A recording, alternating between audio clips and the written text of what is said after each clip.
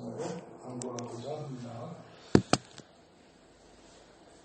자, 바울은 그야말로 지치지 않는 것 같습니다. 중단 없는 사역. 벌써 1차 선교 여행을 마치고 돌아와서 잠시 쉬는가 싶더니 이제 2차 선교 여행을 또 다녀옵니다. 그리고는 거의 시간적인 간격 없이 제3차 선교 여행을 떠나는 것을 우리가 볼 수 있습니다. 2차를 마감하자마자 바로 얼마 있다가 3차 선교 여행을 떠나게 되는데 그 경계점이 어디에 있느냐면 사도행전 18장 23절에 있습니다. 23절을 보시면 22절 23절이죠. 가이사랴에 상륙하여 올라가 교회 안부를 물은 후에, 여기서 교회라고 하는 것은 예루살렘 교회를 말합니다. 그래서 교회 안부를 물은 후에 안디옥으로 내려가서 여기까지 2차 선교 여행인 것이죠. 2차 선교 여행. 자, 그 다음에 이제 얼마 있다가 떠나 여기서부터 이제 3차 선교 여행은 시작이 된다고 봐야겠습니다. 그래서 갈라디아와 브리스가 땅을 차례로 따지며 모든 제자들을 굳건하게 하더라.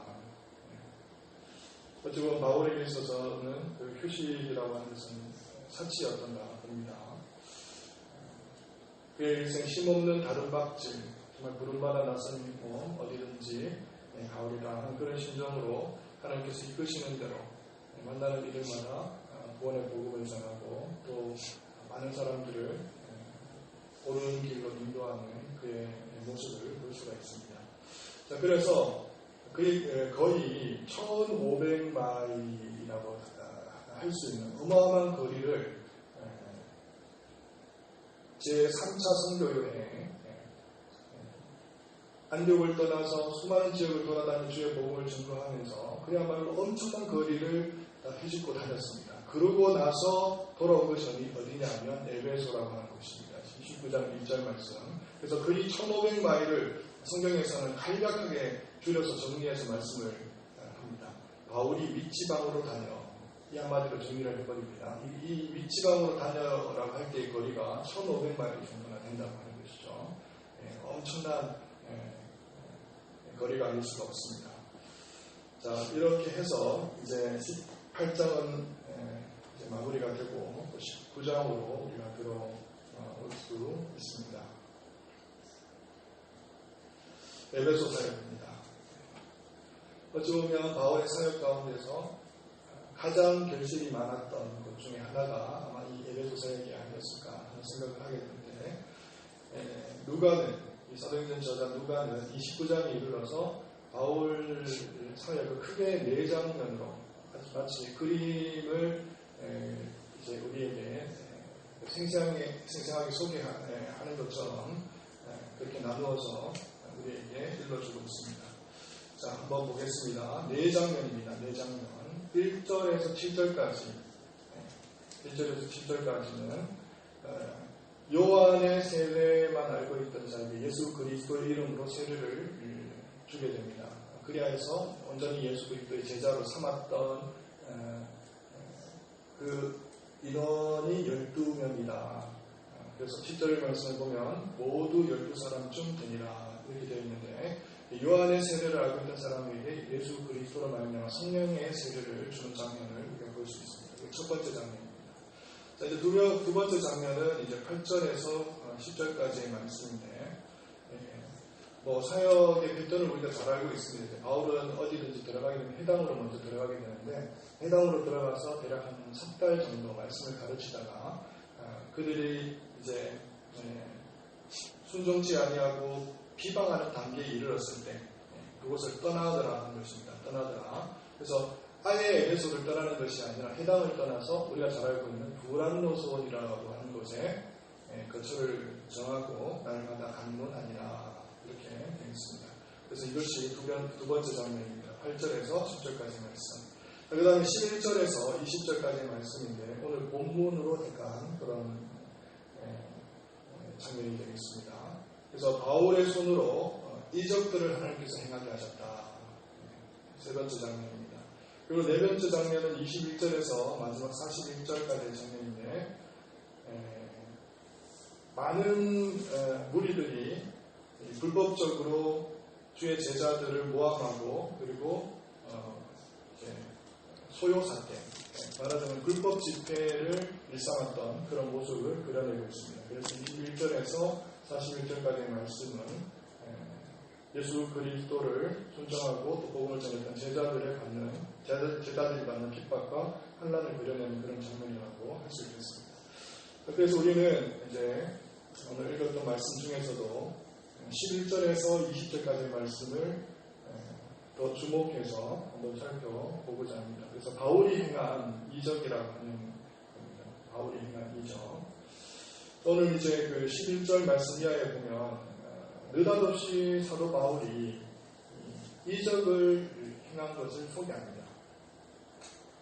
이례적인 사건이 아닐 수가 없습니다. 바울이라고 해서 사도라고 해서 매번 기적을 일으키고 이적을 행하는 것은 아니거든요. 성경을 보시면 극히 특별하고 이제 일상적이지 않습니다. 통상적이지 않은 그야말로 하나님의 비상적인 사역을 감당할 때 이런 이적들이나 또 표적들이 나타나는데 그런 그 사울을 통해서 하나님께서 역사하시는 장면을 우리가 이제 11절 이하에서 볼 수가 있습니다. 바울은요, 지금 이제 두란노 서원에서 차분하게 자리를 잡고 말씀을 가르치고 있던 중이었습니다. 뭔가 분위기가 어울리지 않는 것 같다 그런 생각이 들어지는데 이적이라고 하는 것은 말씀이 잘 먹혀 들어갈 때 말씀을 잘 받아 먹을 때는 그게 나타나지 않는 것이 통상적인 성경의 사례입니다. 그래서 말씀은 말씀대로 지금 거의 두란노 소원에서 2년이나 하는 오랜 기간 동안에 말씀을 전하고 있고 가르치고 있고 훈육하고 있는 그런 단계에 이적들이 나타났다. 이게 좀 뭔가 좀 언밸런스가 나는 것 같은데요. 매치가 되지 않는 것 같습니다. 그런데 하나님께서는 이 에베소 지역에 정말 다른 곳에서는 볼 수 없었던 그런 이적까지도 하나님께서 베풀어 내시는 것을 성경을 통해서 우리에게 소개하고 있습니다. 왜 그렇게 하나님께서는 이적을 행하게 하셨는가? 바울을 통해서. 여기에 우리는 주안점을 가질 필요가 있겠다 하는 생각이 들어집니다. 자, 왜 하나님께서는 에베소에 이런 이적과 기사들을 하나님께서 허락하셨을까? 그것은 다름이 아니라 하나님의 입장에서 이 에베소라고 하는 지역을 놓치기 싫으셨기 때문에 그런 것이죠.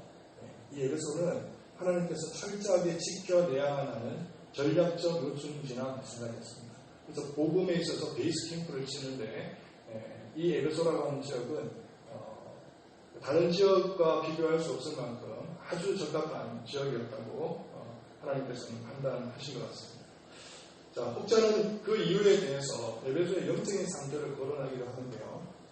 실제로 당시 에베소는 아데미 여신을 섬기는 거대한 신전이 있었다고 합니다. 아데미 여신을 섬기는 거대한 신전. 자, 뿐만 아니라 거기에다가 수많은 성전 창기들, 그리고 제사장들, 그리고 신상, 우상을 파는 사고 파는 장사꾼들, 뿐만 아니라 주술가, 마술가, 점술가, 미신들을 섬기는 이런 어떤 사람들로 한데 어우러진 그야말로 우상의 종합 소물세트와 같은 미신의 공화국, 마술의 공화국과 같은 그런 환경들로 지금 완전히 점철되어 있던 곳이 바로 에베소였다고 하는 것이죠. 자, 그러다 보니까 하나님께서는 우상을 섬기는 곳, 그러니까 어떻게 보면 사단의 역사가 강력하게 일어나는 곳에서는 또 하나님께서 막불을 지피셔야 되는데 그 막불을 지피시기 위해서는 어떤 역사들이 나타나야 됩니까? 당연히 이적과 기사들을 하나님께서는 베풀어 내실 수밖에 없으셨다고 하는 것이죠. 마술과 점술, 주술, 사술 이런 것들이 흥행했던 그곳에서는 하나님께서 그곳에서 강력하게 하나님께서 그들을 제압하시기 위해서 이 사도 바울을 통해 이적과 기사들을 행하셨다 하는 것을 우리가 한편 이해할 수 있겠습니다. 자, 어느 정도로 하나님께서 이적을 베푸셨는가? 12절 말씀 보겠습니다. 11절, 12절 말씀 우리 한번 보겠습니다. 하나님이 바울의 손으로 놀라운 능력을 행하게 하시니 12절 함께 읽습니다. 시작. 심지어 사람들이 바울의 몸에서 손수건이나 앞치마를 가져다가 병든 사람에게 얹으면 그 병이 떠나고 밖에도 나가더라. 할렐루야. 네. 자, 이런 것입니다. 바울의 몸에서 손수건이나 앞치마를 가져다가 병든 사람에게 얹으면 그 병이 떠나가고 병도 떠나가고 악기도 나가더라. 자, 이 일만 있었던 것이 아니라 이 일마저 있었다는 것입니다. 심지어 이런 일들까지 있었다고 할 정도니까 엄청난 이적들이 지금 바울을 통해서 나타나고 있고 하나님께서 바울을 사용하셔서 기적들을 베풀어 내고 계신 겁니다. 그래서 엄청난 능력들이 쏟아졌다고 할 수 있겠습니다. 여러분, 마술이라고 하는 건 여러분 어떤 건지 아시죠? 마술. 여러분, 그 최현우 씨 아시나요? 최현우 씨.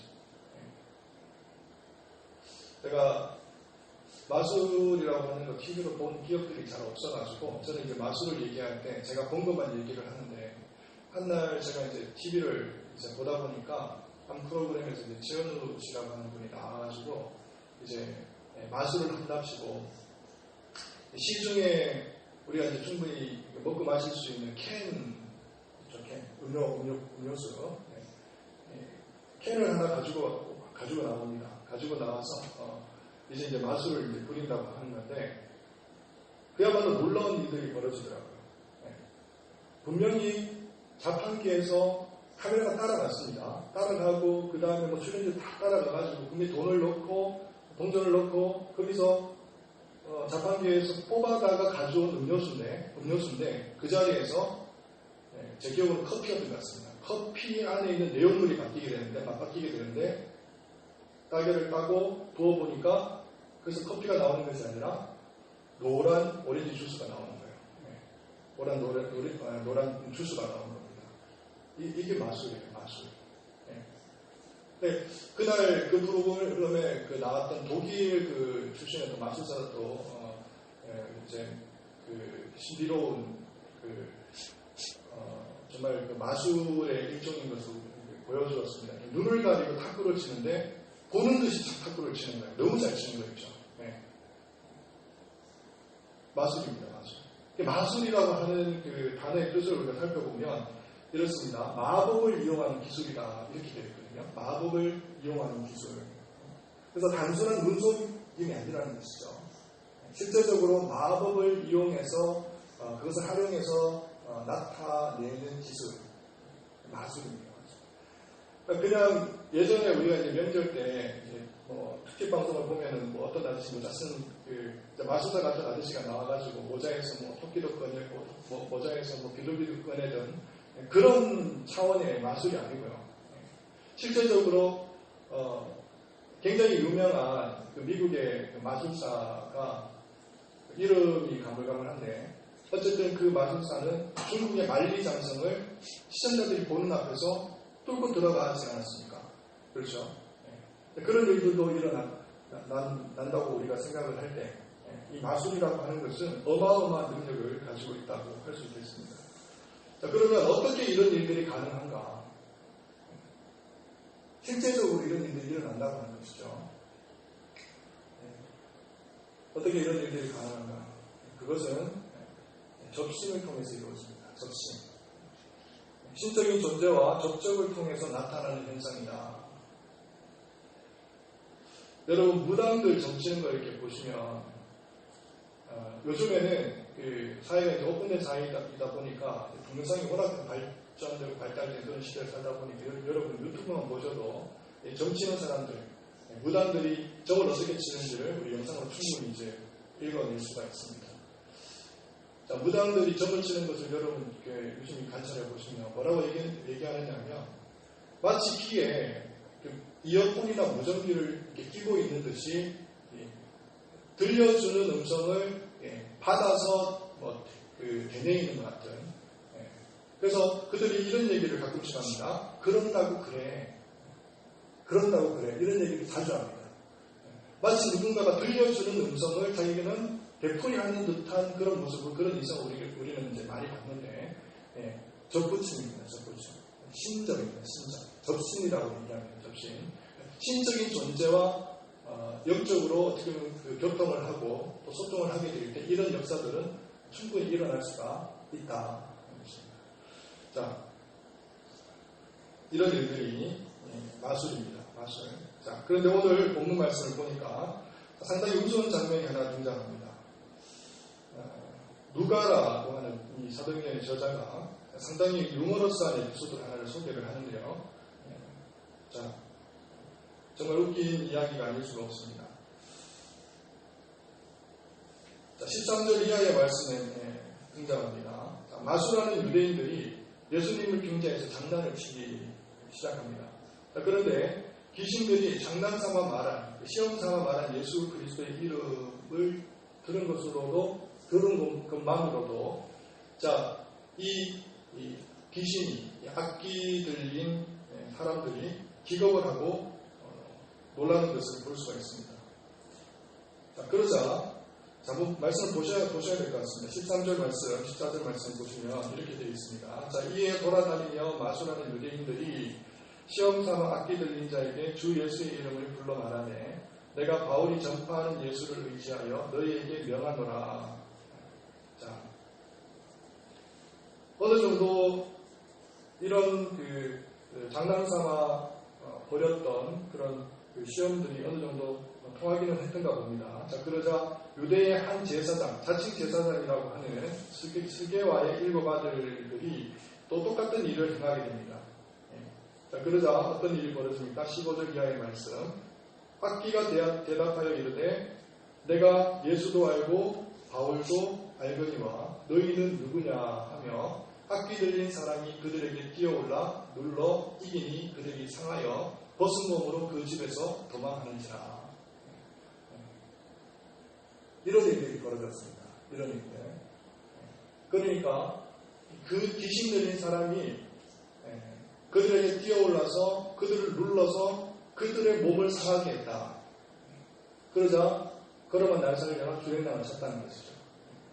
이런 일들이 오늘날에도 일어날 수 있는가? 충분히 일어날 수 있습니다. 충분히 일어날 수 있습니다. 저는 그런 모습을 직접 이제 목도했던 사람으로서 제가 좀 귀신 들린 사람의 특징을 좀 여러분들에게 좀 말씀을 드리려고 합니다. 제가 분당에서 이제 부교육자로서 사역을 할 때 어떤 일이 있었냐면 아마 새벽 기도 시간이었던 것 같습니다. 부교육자들이 몇 명이 되다 보니까 돌아가면서 설교를 하고 있었는데 제 동료 목사님께서 이제 순번이었던 것 같아요. 그래서 말씀을 전하고 이제 새벽 기도가 이제 마무리될 즈음이었습니다. 마무리될 즈음이었는데 그 자리에 우리 성도님들 중에서 귀신에 사로잡혀 있던 한 분의 집사님이 계셨습니다. 그런데 그 자리에서 이제 생각지도 못했던 그런 발작 증상이 일어나기 시작했습니다. 그렇게 되니까 어떤 일들이 벌어지느냐면 그야말로 입에서 육두문자가 쏟아지기 시작합니다. 육두문자가 쏟아지기 시작하고 소리를 고래고래 지르기 시작하고 그리고 이제 목사님이 아니에요. 이제 목사님을 향해서 이제 욕지거리가 이제 쏟아지는 겁니다. 자, 그렇게 되자 이제 감당이 이제 불가능합니다. 그때부터 목사님은 도망가기 시작하고 집사님은 목사님을 잡겠다고 뛰어가기 시작하고 신발을 벗어 던지고 난리가 났습니다. 자, 그런데 교회 안에서도 해결이 안 됩니다. 그래서 목사님은 교회 밖으로 도망쳤습니다. 그런데 온 동네방네를 다 쫓아다닙니다. 그 가냘픈 여인이 어떻게 그렇게 지치지 않고 뛸 수 있는지 그건 진짜 불가사의한 일이 아닐 수가 없습니다. 끝까지 쫓아갑니다. 끝까지 쫓아가고 지치지 않습니다. 이런 일들이 일어납니다. 일어나는 것을 제가 경험했습니다. 자, 귀신에 사로잡히면 생각지도 못했던 그런 어떤 큰 능력들이 나타나고 또 생각지도 못했던 그런 언어들이 자기도 모르게 발설이 되고 그렇습니다. 목사님도 못 알아보고 알지도 못하고 상황이 종료되면 그제서야 자신이 무엇을 했는지조차 알지 못하는 그런 일들이 벌어집니다. 자, 악기라고 하는 것이 이런 능력을 가지고 있는 것인데, 자, 지금 한번 보시겠습니다. 본문 말씀에 마술을 행하는 자와 그리고 악기에 들린 자가 붙었습니다. 배우 세력들은 악기에 들린 자나 마술을 부리는 자나 다를까요? 다르지 않을까요? 다르지 않습니다. 지금 여러분 말씀 잘 보셔야 됩니다. 마술을 부리는 자도 그 배우에 접신을 했다고 말씀을 드렸죠. 사탄마귀 귀신이고 악기도 귀신입니다.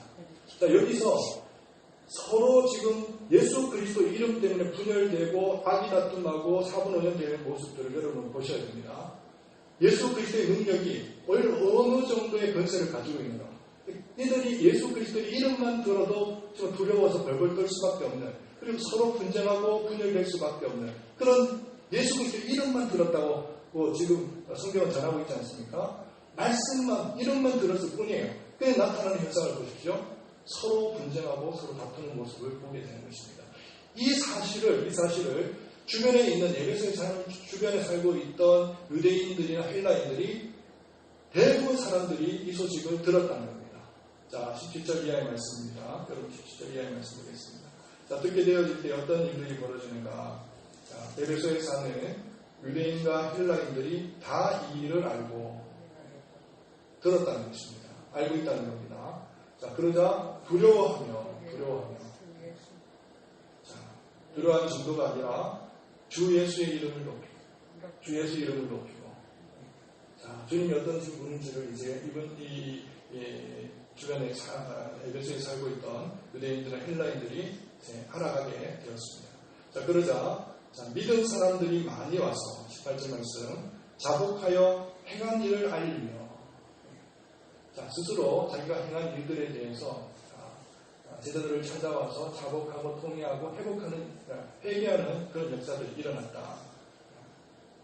자, 19절 말씀, 또 마술을 행하던 많은 사람들이, 그러니까 마술사들 사이에서도 지금 복음이 엄청난 권세와 능력들을 나타내므로 복음이 번져가고 퍼져가는 것들을 우리가 볼 수 있습니다.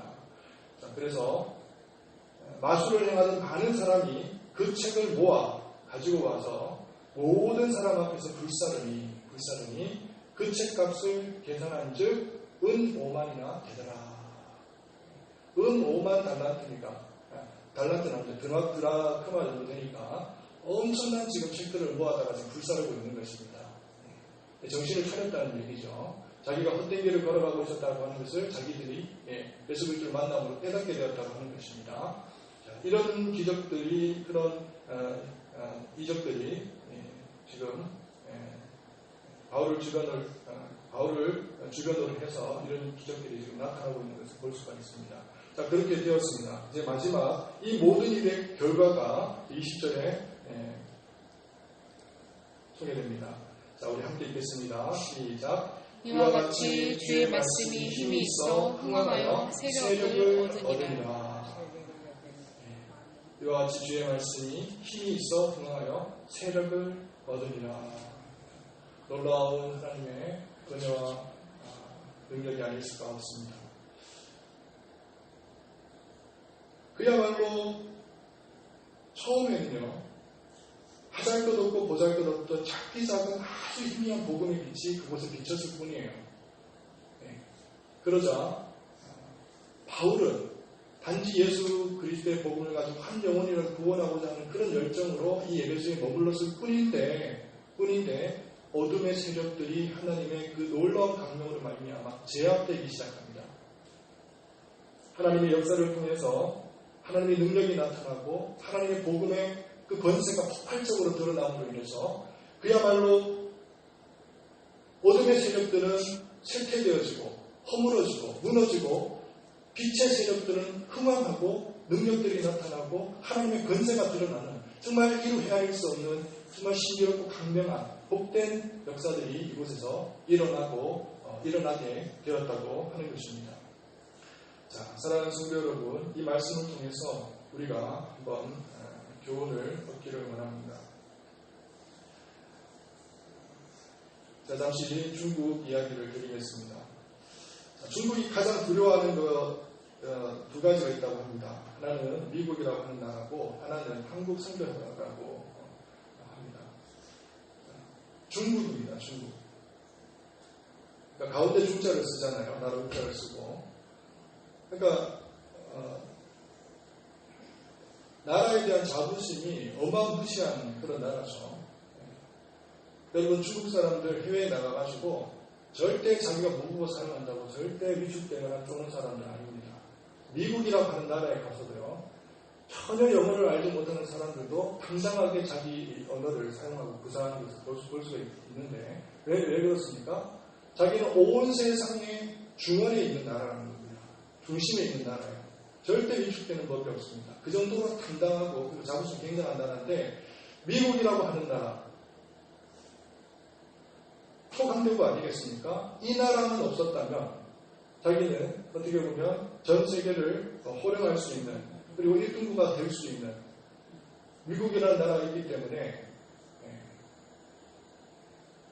지금은 어떻게 보면 그 서열에 밀려가지고 좀 어떻게 보면 영원히 신자로 머물 수밖에 없는 그런 처지에 머물다 보니까 미국이라고 하는 나라를 부러워하기도 하고 두려워하기도 한다는 것이죠.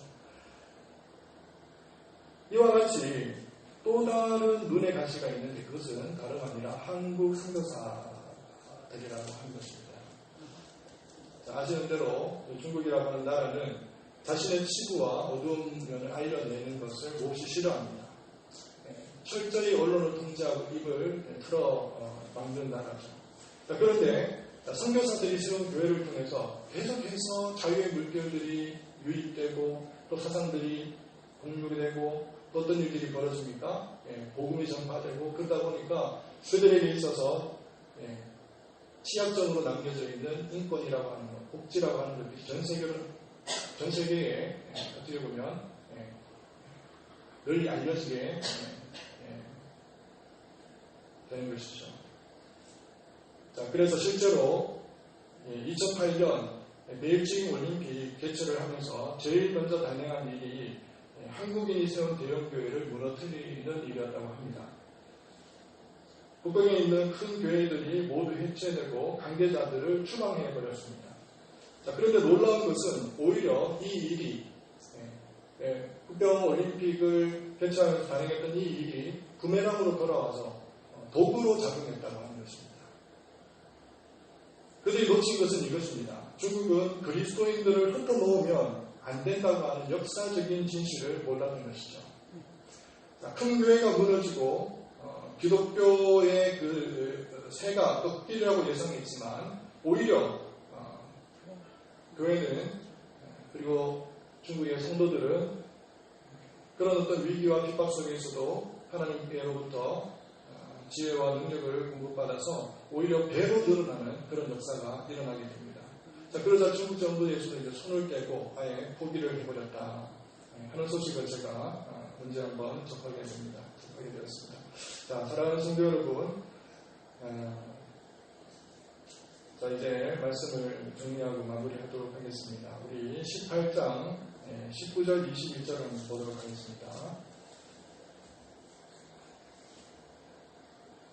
자, 18장 19절 21절. 자, 어떤 일들이 벌어지느냐면요. 자, 2차 선교여행이 마무리될 즈음이었습니다. 바울이 에베소를 지나가게 되죠. 자, 그때 에베소에 머물고 있던 많은 유대인들이 오히려 그곳에 오래 있기를 청하였다. 성경은 그렇게 전합니다. 자, 20절 말씀 한번 보겠습니다. 18장 20절 말씀. 자, 여러 사람이 더 오래 있기를 청하되 허락하지 아니하고 작별하여 이르되 만일 하나님이 뜻이면 너희에게 돌아오리라 하고 배를 타고 에베소를 떠나 이렇게 되어 있습니다. 자, 2차 선교여행에서는 잠시 스쳐 지나갔던 지역 에베소 하나님의 뜻이면 다시 돌아오리라 그래서 3차 여행, 선교여행 가운데 다시 돌아오게 되었습니다. 자, 그런데 그곳에서 바울은 정말 거처를 정하고 어떻게 보면 많은 사람들 비방을 받고 오해를 받았음에도 불구하고 떠날 생각을 하지 않고 철저히 그곳에 털을 닦고 물러서지 아니하고 끝까지 주의 복음을 지키고 또 사랑하는 제자들을 주의 말씀으로 양육하였더니 놀라운 일이 벌어지게 되는데 2년 후에 생각지도 못했던 기대치도 않았던 예상치도 않았던 일들이 벌어지는데 그야말로 어떤 일들이 벌어집니까? 주의 말씀이 흥황하여 엄청난 일들이 이적들과 기사를 통해서 나타났다고 하는 것입니다. 내가 존경하는 우리 충신의 은퇴 교수님 중에 한 분, 박기천 교수님이라고 하는 분이 계신데 그분이 주장하는 이론 가운데 하나가 다이나마이트 이론이라고 하는 것이 있습니다. 다이나마이트 이론. 자, 여러분 그 큰 바위를 폭파하기 위해서 자 이제 구멍을 뚫습니다. 구멍을 뚫는데 이 폭약을 구멍을 이제 계속해서 이제 뚫어 들어갈 것 아닙니까? 폭약을 어디든가에 설치를 하고 그 다음에 방아쇠를 당겨야 되는데 만약 이 표피에 폭약을 놓고 폭발을 해버리게 되면 어떤 일들이 벌어지게 되나요? 단지 부분적으로 움푹 파일 뿐이지 이 바위는 전체적으로 파괴되지 않습니다. 자, 그런데 이 바위를 전체적으로 파괴시키려면 어떻게 해야 되죠? 끝까지 구멍을 파고 계속 파야 됩니다. 인내심과 오래 참을 가지고 끝까지 이 중심을 향해서 구멍을 파서 정중앙 정도 되었을 때 정말 이 바위를 터뜨릴 만한 충분한 양의 폭약을 그곳에서 설치를 하고 난 다음에 방해선을 당겨야지만 이 바위는 터뜨려질 수가 있는 것이죠. 효과는 언제 나타나는 것입니까? 표피에서 나타나는 것입니까? 아니죠. 중심에서 나타나는 것이죠. 자, 그렇다면 우리가 주의 일을 감당하는 데 있어서 하나님의 사역을 감당하는 데 있어서 하나님 정말 우리가 결실을 맺기를 원합니다. 우리가 정말 아름다운 가시적인 그런 성과를 보기를 원합니다. 하나님 정말 하나님께서 역사하시는 것을 두 눈으로 보기를 원합니다. 기다려야 되죠. 오래 참아야 됩니다. 바위 하나를 터뜨리기 위해서 구멍을 파기 위해서 끊임없이 인내하면서 땀 흘리면서 슬퍼하면서 오래 참으면서 마침내 그 자리에 이르렀을 때 폭약을 설치하고 방아쇠를 당겨야지만 바위가 터뜨려지는 것처럼 마치 우리 삶 가운데서 하나님께서 열매를 허락하시고 결실을 허락하시고 성과를 허락하시는 데 있어서는 오늘날 우리가 이 말씀을 통해서 배운 것처럼 바울과 같은 삶을 우리도 살아야 될 줄 믿습니다. 성급하게 그 자리를 떠나거나 또 조급하거나 다급한 마음으로 그 일들을 그르치게 되었을 때 하나님께서는 정말 하나님께서는 기다리고 역사하셔서 정말 그 큰 일들을 감당하고 하나님께서 도와주시기를 원하는데 우리가 조급해서 우리가 다급해서 그 일을 그르치는 경우들이 한두 번이 아닌 줄 믿습니다. 자, 끝까지 기다리시고 끝까지 인내하시고 끝까지 오래 참으시면서 하나님께서 역사하실 것을 바라보시면 어떤 일들이 벌어집니까? 그야말로 우리 주님께서 승천하시면서 하신 말씀, 내가 행한 것보다 더 큰 일을 너희들이 행하리라. 그렇게 말씀을 하신 것처럼 친히 성령 하나님께서 우리를 인도하시고 또 역사하시고 주관하셔서 우리가 행하는 것 이상으로 아름다운 결실과 열매들을 우리에게 허락해 주신다고 하는 것입니다. 사랑하는 성도 여러분, 이 말씀을 가지고 여러분들 오늘 교훈을 받으시고 여러분들이 소원하고 기대하는 것 당장 눈앞에 보여지지 않는다고 할지라도 끝까지 참으시고 또 기도하시면 언젠가 하나님께서 역사하신다는 것을 오늘 말씀을 통해서 확신하시고 이 삶을 살아가실 수 있는 저와 여러분 되시기를 바랍니다. 기도하겠습니다. 사랑과 은혜가 풍성하신 하나님 아버지 감사를 드립니다. 오늘의 말씀을 통하여서 하나님 우리가 지치고 힘들고 또 난망하고 때로는 정말 좌절하는 가운데 주님께서 우리에게 마음속에 허락하신 그 소망들이나 그 약속들을 놓쳐버리는 때가 간혹 있을 수 있습니다. 자, 그럼에도 불구하고 우리가 믿음을 갖기를 원합니다. 우리가 소망을 갖기를 원합니다. 우리가 넘어지지 않기를 원합니다. 끝까지 주님 바라볼 수 있도록 주님 은혜와 자비를 베풀어 주시고 주님만을 향해서 달려갈 때 하나님 놀라운 기적과 예사들을 통해서 우리가 행하는 것 그 이상으로 하나님께서 모든 것들을 정말 장애물들이나 허들들이나 그 해방꾼들이나 모든 세력들이나 하나님께서 제거하여 주시고 우리를 온전하고 그리고 안전한 곳으로 우리를 인도해 주시는 줄을 믿습니다. 하나님께서 정말 우리를 사용하여 주셔서 복된 길로 우리를 인도하여 주시고 정말 이보다 더 큰 일들을 주님께서 행하시리라고 말씀하신 것처럼 정말 우리가 아름다운 정말 복된 그런 결실들과 열매들을 우리 삶들 가운데서 연결하며 또 맺어지는 놀라운 역사들이 있다는 것을 기억하고 우리가 정말 주님만을 온전히 바라보고 소망하면서 달려갈 수 있도록 은혜와 자비를 베풀어 주시옵소서. 주께서 역사해 주실 줄 믿고 감사를 드리며 우리 주 예수 그리스도의 이름으로 기도를 드립니다. 아멘.